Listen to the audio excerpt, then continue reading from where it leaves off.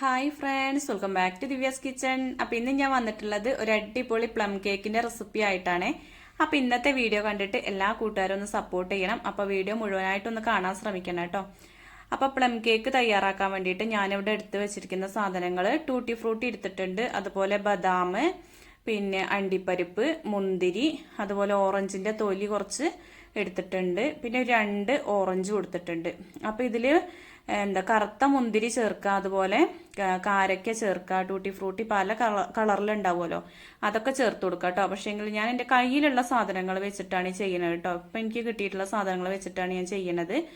അപ്പോൾ ആർക്കും വീട്ടിൽ ഉണ്ടാക്കിയെടുക്കാൻ പറ്റുന്ന ഒരു രീതിയിലാണ് കേട്ടോ ഞാനിവിടെ കാണിക്കുന്നത്.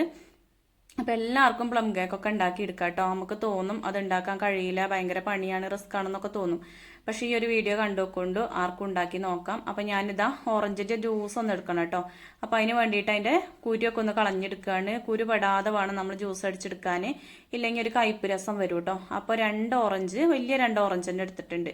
അപ്പോൾ അത് മിക്സിയുടെ ജാറിലിട്ടിട്ട് വെള്ളം ഒഴിക്കാതെ എടുത്തിട്ടുള്ള ജ്യൂസാണ് കേട്ടോ. അത് ഒന്ന് അരിച്ചൊഴിച്ചിട്ടുണ്ട്. ഇനിയിപ്പോൾ അരിക്കണ്ടെങ്കിൽ കുഴപ്പമൊന്നുമില്ല കേട്ടോ, അരിച്ചിട്ടില്ലെങ്കിലും. അപ്പോൾ അതൊക്കെ അവിടെ റെഡിയാക്കി വെച്ചിട്ടുണ്ട്. ഇനിയിപ്പോൾ പഞ്ചസാര ക്യാരമൽ ചെയ്തെടുക്കുകയാണ്. അപ്പോൾ ഒരു 3-4 ടേബിൾ സ്പൂൺ പഞ്ചസാര ഒരു പാത്രത്തേക്ക് ഇട്ട് കൊടുക്കുക കേട്ടോ. അപ്പോൾ അത് എന്നിട്ട് ഹൈ ഫ്ലെയിമിൽ വെച്ചിട്ട് ഒന്ന് ക്യാരമൽ ചെയ്യാൻ വെച്ചതാണ്. അപ്പോൾ ഇതിൻ്റെ കളറൊക്കെ ഒന്ന് ചേഞ്ചായി വരണം. അപ്പോൾ ഹൈ ഫ്ലെയിമിൽ തന്നെ വെച്ച് കൊടുക്കുക കേട്ടോ. അപ്പോൾ ഇതിൻ്റെ ഏകദേശം കളറൊക്കെ അങ്ങനെ മാറി വരുന്ന ആ ഒരു സമയത്ത് ഒരു ഫ്ലെയിം കുറച്ച് കൊടുക്കുക.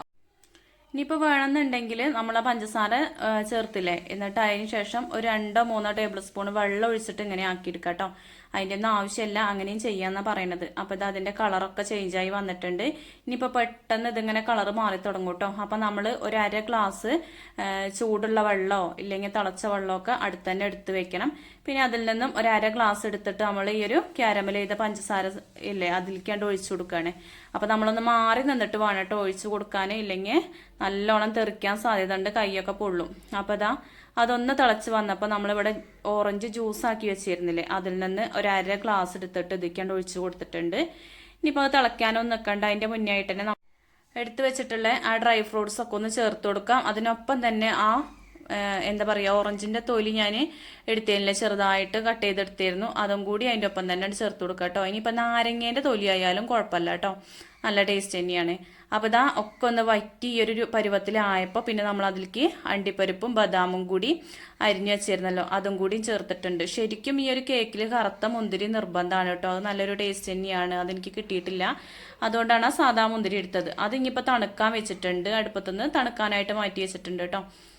ഇനിയിപ്പോൾ കുറച്ച് പഞ്ചസാര പൊടിച്ചെടുക്കുകയാണ്. അപ്പോൾ ഒരു 1/2 കപ്പ് പഞ്ചസാര എടുത്തിട്ട് മിക്സിയുടെ ജാറിലേക്ക് ഇട്ട് കൊടുത്തിട്ടുണ്ട്. അപ്പോൾ മിക്സിയുടെ ജാറൊന്നും ഒട്ടും നനവൊന്നും പാടില്ല കേട്ടോ.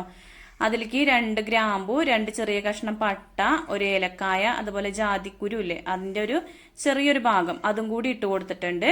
അപ്പോൾ എന്നിട്ട് എല്ലാം കൂടി നന്നായിട്ടൊന്ന് പൊടിച്ചെടുത്തിട്ടുണ്ട്. അപ്പോൾ ജാതി, പട്ട, ഗ്രാമ്പു അതൊക്കെ സെപ്പറേറ്റ് പൊടിച്ചിട്ട് വേണമെങ്കിൽ അങ്ങനെയും ചേർക്കട്ടോ, ഞാൻ അതിൻ്റെ കൂട്ടത്തിൽ തന്നെ ഇട്ട് കൊടുത്തതാണ്.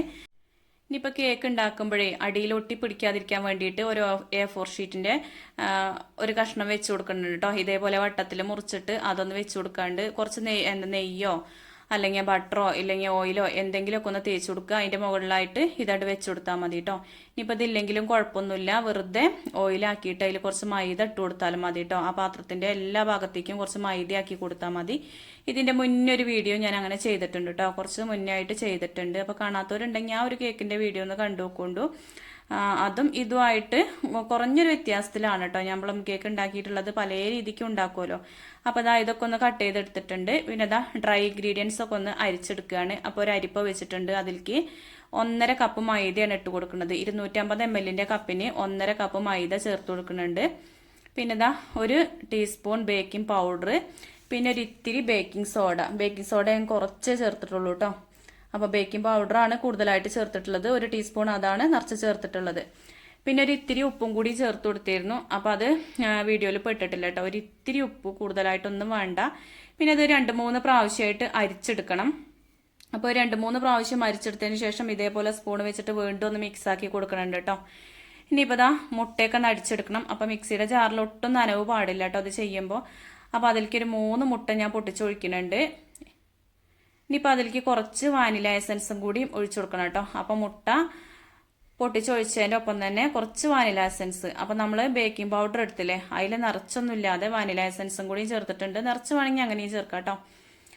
അതിപ്പോൾ അതിൻ്റെ ഫ്ലേവർ അധികം ഇഷ്ടമല്ലാത്തതുകൊണ്ടാണ് അങ്ങനെ ചെയ്തത്. പിന്നെ ഒരു അരക്കപ്പ് ഓയിലും കൂടി ഒഴിച്ചു കൊടുത്തിട്ടുണ്ട്. എന്നിട്ട് എല്ലാം കൂടി നന്നായിട്ടൊന്ന് മിക്സിയിൽ അടിച്ചെടുത്തു. അതിനുശേഷം ഇതാക്കണം പൊടിച്ച് വെച്ച പഞ്ചസാരല്ലേ, അതും കൂടിയും ചേർത്തിട്ട് വീണ്ടും നന്നായിട്ടൊന്നും കൂടി അടിച്ചെടുക്കുകയാണ്. അപ്പോൾ ബീറ്ററൊന്നും ഇല്ലാതെ തന്നെ നമുക്കിങ്ങനെ മിക്സിയുടെ ജാറുണ്ടെങ്കിൽ കേക്ക് ഉണ്ടാക്കിയെടുക്കാം കേട്ടോ. വളരെ എളുപ്പത്തിൽ തന്നെ കേക്ക് ഉണ്ടാക്കിയെടുക്കാം. പിന്നെ അതൊരു ചെരുവത്തിക്കാണ്ട് ഒഴിച്ചു കൊടുത്തിട്ടുണ്ട്. അതിനുശേഷം നമ്മൾ അരിച്ചു വെച്ചിരിക്കുന്ന ആ പൊടി ഉണ്ടല്ലോ, അത് കുറേശ്ശെയായിട്ട് ഇങ്ങനെ ചേർത്ത് കൊടുക്കുകയാണ്. ഒരു 2 or 3 പ്രാവശ്യമായിട്ട് അങ്ങനെ ചേർത്ത് കൊടുക്കുക കേട്ടോ. ഒരുമിച്ചാണ് ചേർത്തിട്ട് ഇളക്കലില്ല. ഇതേപോലെ 2-3 പ്രാവശ്യമായിട്ടാണ് ചേർക്കലുള്ളത്.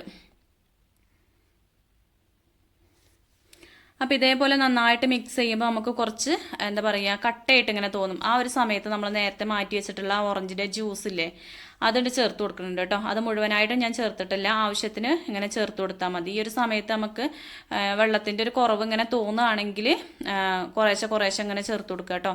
ഞാനിവിടെ ആ ഒരു ഗ്ലാസ് ഓറഞ്ച് ജ്യൂസ് മുഴുവനായിട്ട് ഉപയോഗിച്ചിട്ടുണ്ട്. അപ്പോൾ നേരത്തെ 1 ഗ്ലാസ് ഉപയോഗിച്ചു, ഇപ്പോൾ 1 ഗ്ലാസ് ബാക്കിയും കൂടി ഉപയോഗിച്ചു കേട്ടോ.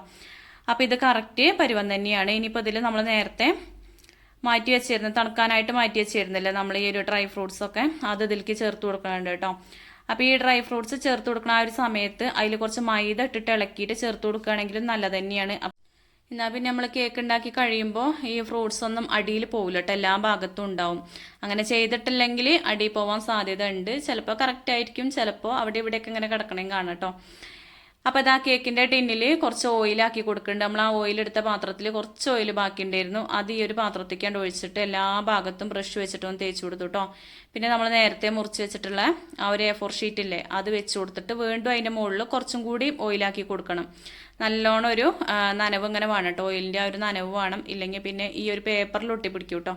അപ്പോൾ അതില്ലാതിരിക്കാൻ വേണ്ടിയിട്ട് ഇങ്ങനെ ഒട്ടിച്ച് കൊടുത്തതിന് ശേഷം വീണ്ടും ഒന്ന് ഓയിലാക്കി കൊടുത്താൽ മതി. അതിനുശേഷം നമ്മളിതാ ഒക്കെ റെഡിയാക്കി വെച്ചിട്ടുണ്ടല്ലോ കേക്കിൻ്റെ ആ ബാറ്റർ, അത് ഇതിലേക്കാണ്ട് ഒഴിച്ച് കൊടുക്കുകയാണ് കേട്ടോ. എന്നിട്ട് ഇതേപോലെ ഒരു പപ്പടക്കമ്പി ഉപയോഗിച്ചിട്ട് ഞാൻ നല്ലോണം ഒന്ന് നിരത്തി കൊടുക്കുന്നുണ്ട് കേട്ടോ. അപ്പോൾ എയറൊന്നും ഇല്ലാതിരിക്കാൻ വേണ്ടിയിട്ടാണ് ഇങ്ങനെ ചെയ്യുന്നത്. പിന്നെ നല്ലോണം ഒന്ന് ടാപ്പ് ചെയ്ത് കൊടുക്കുക, നമ്മൾ ആ നിലത്ത് വെച്ചിട്ട് നല്ലോണം കൊട്ടി കൊടുക്കണം കേട്ടോ. പിന്നെ അതാ നമ്മൾ ഓവൻ സെറ്റപ്പ് ഇതാണ്. ഒരു ചരുവം വെച്ചിരുന്നു, അതിൽ റിങ് വെച്ചിട്ട് 10 മിനിറ്റ് ഞാൻ ഹൈ ഫ്ലെയിമിലിട്ടിട്ട് നന്നായിട്ട് ചൂടാക്കി എടുത്തതാണ്. അതിനുശേഷം ഇതാക്കണം നമ്മൾ ഈ കേക്കിൻ്റെ ബാറ്ററി ടിന്നിൽ ഒഴിച്ചിട്ട് ഇതാണ്ട് ഇറക്കി വെച്ചിട്ടുണ്ട് കേട്ടോ. പിന്നെ അതിൻ്റെ മുകളിലേക്ക് നമ്മൾ കാണാനൊരു ഭംഗിക്ക് വേണ്ടിയിട്ട് അണ്ടിപ്പരിപ്പ് മുന്തിരി എന്തെങ്കിലുമൊക്കെ ചേർത്ത് കൊടുക്കാം കേട്ടോ. അപ്പം എൻ്റെ കയ്യിൽ ബദാമുള്ളൂ, അപ്പോൾ അത് മുറിച്ചിട്ട് ഞാൻ ഇതേപോലെ നിരത്തി കൊടുത്തിട്ടുണ്ട്. പിന്നെ കുറച്ച് സാധാ മുന്തിരിയും കൂടി ഇങ്ങനെ ഇട്ട് കൊടുത്തു കേട്ടോ. കേക്കൊക്കെ ആയി വരുമ്പോഴേ കാണാനൊരു ഭംഗിക്ക് വേണ്ടി മാത്രമാണ് ഇങ്ങനെ ചെയ്യണത്. അതിനുശേഷം അത് അടച്ച് വെച്ചിട്ട് 1 മണിക്കൂർ ഏറ്റവും ലോ ഫ്ലെയിമിലിട്ടിട്ടാണ് ഞാൻ വേവിച്ചെടുത്തത് കേട്ടോ. ഇപ്പോൾ വേണമെന്നുണ്ടെങ്കിൽ ഒരു 10 മിനിറ്റ് ഹൈ ഫ്ലെയിമിലിട്ടിട്ട് അതിന് ശേഷം ഏറ്റവും ലോ ഫ്ലെയിമിലിട്ടാൽ മതി. 1 മണിക്കൂർ എന്തായാലും പിടിച്ചിട്ടുണ്ട് കേട്ടോ ഈ ഒരു കേക്ക് റെഡിയായി കിട്ടാൻ വേണ്ടിയിട്ട്. എൻ്റെ കയ്യിലുള്ള ഈ ഒരു കേക്കിൻ്റെ ടിന്ന് 8 ഇഞ്ചിൻ്റെ ടിന്നാണ് കേട്ടോ. അപ്പോൾ ഇതേപോലെ ഒരു ഇർക്കിളി വെച്ചിട്ടൊന്ന് കുത്തി നോക്കി. 1 മണിക്കൂറിന് ശേഷമാണ് കറക്റ്റായിട്ട് ഞാൻ നോക്കിയത് കേട്ടോ. അപ്പോൾ ആ ഒരു ഈർക്കിളിയിൽ ഒട്ടിപ്പിടിച്ചിട്ടൊന്നുമില്ല. അപ്പോൾ നമ്മളെ കേക്ക് റെഡിയായി വന്നിട്ടുണ്ട്. ശരിക്കും ഈ ഒരു കേക്ക് ഒരു ദിവസം ഇതേപോലെ ഇരിക്കണം കേട്ടോ. അപ്പോൾ നമുക്കിവിടെ കുട്ടികളൊക്കെ ഉണ്ടാവുകൊണ്ട് ഒരിക്കൊരു സമാധാനമല്ല കേട്ടോ അത് മുറിക്കാതെ. അപ്പോൾ ഞാനിത് രാവിലെ ഉണ്ടാക്കിയിട്ട് പിന്നെ വൈകുന്നേരമാണ് മുറിക്കുന്നത് കേട്ടോ. ഇതിൻ്റെ ഉള്ളിൽ നിന്ന് എടുത്തതൊക്കെ വൈകുന്നേരമാണ്. അതുവരെ ഒന്ന് മാറ്റി വെച്ച് നല്ലോണം തണുക്കട്ടെ വിചാരിച്ചിട്ട്. ശരിക്കും 2 ദിവസം കഴിഞ്ഞിട്ടാണെങ്കിൽ അതിന് കറക്റ്റ് ആ കളറും ടേസ്റ്റും ഒക്കെ 2 ദിവസം കഴിഞ്ഞിട്ടാണ് കിട്ടുക. അപ്പോൾ ഇതാ രാത്രിയാണ് കേട്ടോ പിന്നെ ഞാനിത് എടുക്കുന്നത്. അപ്പോൾ ഈ ഒരു പേപ്പറൊക്കെ പെട്ടെന്ന് എടുക്കാൻ പറ്റുന്നുണ്ട് കേട്ടോ. നമ്മൾ ആ A4 ഷീറ്റ് വെച്ചില്ലേ, അതൊക്കെ പെട്ടെന്ന് ഇളകി വരുന്നുണ്ട്. അടിഭാഗം ഒന്നും കരിഞ്ഞ് പിടിച്ചിട്ടൊന്നുമില്ല. അപ്പോൾ കേക്ക് ഉണ്ടാക്കാൻ അറിയില്ല എന്ന് പറഞ്ഞിരിക്കുന്നവർ ഈ ഒരു വീഡിയോ കണ്ടിട്ട് ഒന്ന് ഉണ്ടാക്കി നോക്കുന്നുണ്ട് കേട്ടോ. അപ്പോൾ നല്ല അടിപൊളി കേക്കായിട്ട് തന്നെ കിട്ടിയിട്ടുണ്ട്. നല്ല ടേസ്റ്റുള്ള കേക്ക് തന്നെയായിരുന്നു. അപ്പോൾ ഈ ഒരു വീഡിയോ കണ്ടിട്ട് കൂട്ടുകാരൊക്കെ ഒന്ന് ഉണ്ടാക്കി നോക്കുന്നുണ്ടു. അപ്പോൾ ഇന്നത്തെ വീഡിയോ എല്ലാ കൂട്ടുകാർക്കും ഇഷ്ടപ്പെട്ടെന്ന് വിചാരിക്കുന്നു. വീഡിയോ ഇഷ്ടപ്പെട്ടു എങ്കിൽ ഒന്ന് ലൈക്ക് ചെയ്യാനും ഷെയർ ചെയ്യാനും നിങ്ങളുടെ അഭിപ്രായങ്ങൾ എന്താണെങ്കിലും കമൻറ്റ് ബോക്സിൽ അറിയിക്കാനും മറക്കരുത് കേട്ടോ. അപ്പോൾ എൻ്റെ ഈ ഒരു ചാനൽ ആദ്യമായിട്ട് ആരെങ്കിലും കാണുന്നുണ്ടെങ്കിൽ പ്ലീസ് ഒന്ന് സബ്സ്ക്രൈബ് ചെയ്തിട്ട് സപ്പോർട്ട് ചെയ്യാനും മറക്കരുതേ. അപ്പോൾ ഇന്നത്തെ എൻ്റെ ഈ ഒരു വീഡിയോ കണ്ടുകൊണ്ടിരിക്കുന്ന എൻ്റെ എല്ലാ കൂട്ടുകാർക്കും ഒരുപാട് നന്ദി.